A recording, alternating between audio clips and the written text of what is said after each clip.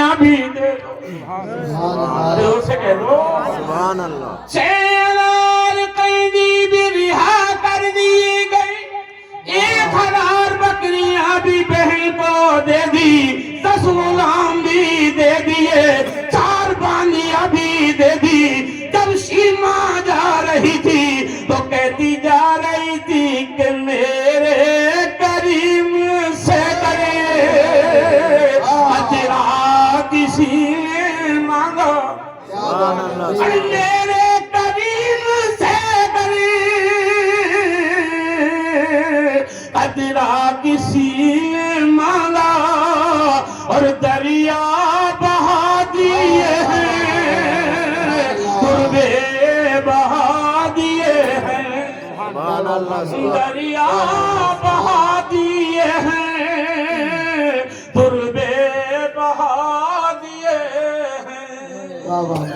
حق ادا کر دیا۔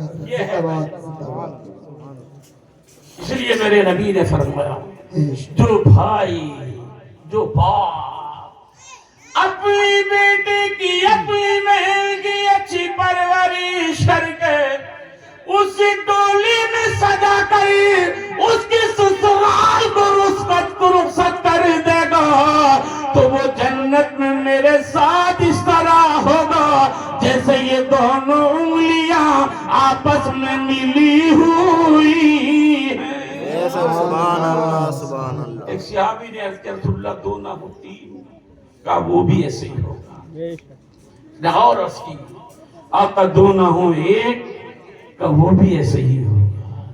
حضرت عائشہ صدیقہ رضی اللہ تعالی عنہا سن رہی تھی، تڑپ گئی، کہنے لگی یا رسول اللہ اگر کسی کے پاس 1 بھی نہ ہو تو میرے نبی نے فرمایا اگر وہ مجھ سے محبت کرتا ہے، اگر میری اتباع کرتا ہے تو وہ جنت میں جائے گا۔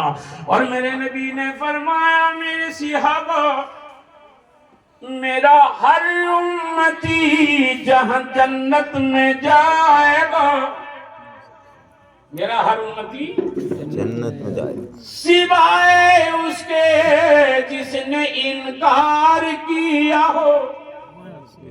صحابہ نے عرض کی یا رسول اللہ جنت میں جانے سے کون انکار کرے گا؟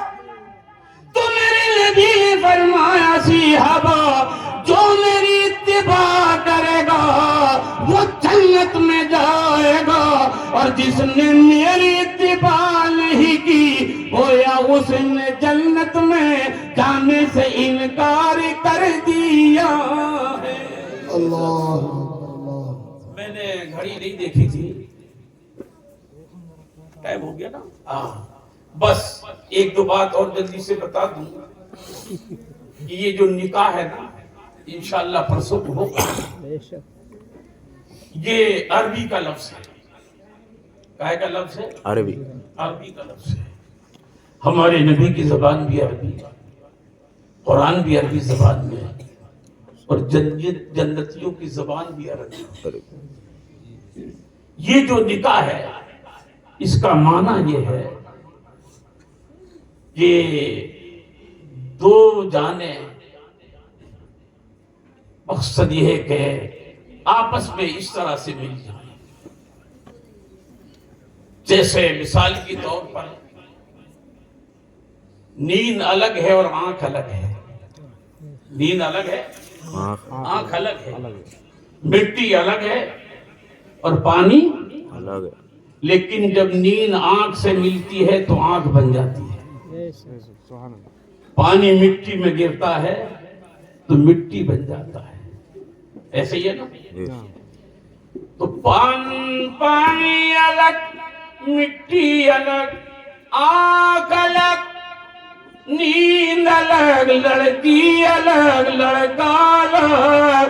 جب ان لوگوں کا نکاح ہوتا ہے جیسے نیند آنکھ میں مل کے آنکھ بن جاتی ہے، پانی مٹی میں گر کر مٹی بن جاتا ہے، یہ بھی ایک دونوں مل کر آپس میں اسی طرح سے ایک ہو جاتے ہیں۔ اس لیے قرآن نے کہا ہے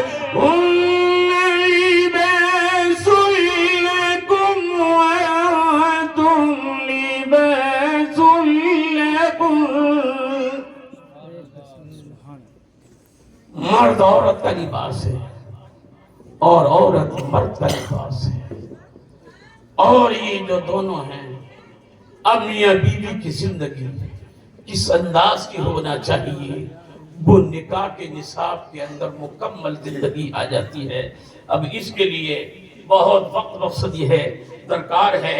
اور میں بس یہ کہ دعائیا 2-3 شعر اور کہہ دوں اور پھر اس کے بعد میں مقصد یہ ہے کہ ہمارے حضرت کا بھی کلام ہوگا جو ابھی لوگ رہ گئے ہیں ان کے بھی کلام ہونے ہیں.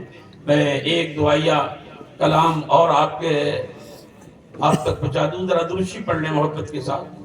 اللہم صلی علی سیدنا و مولانا محمد و بارک وسلم.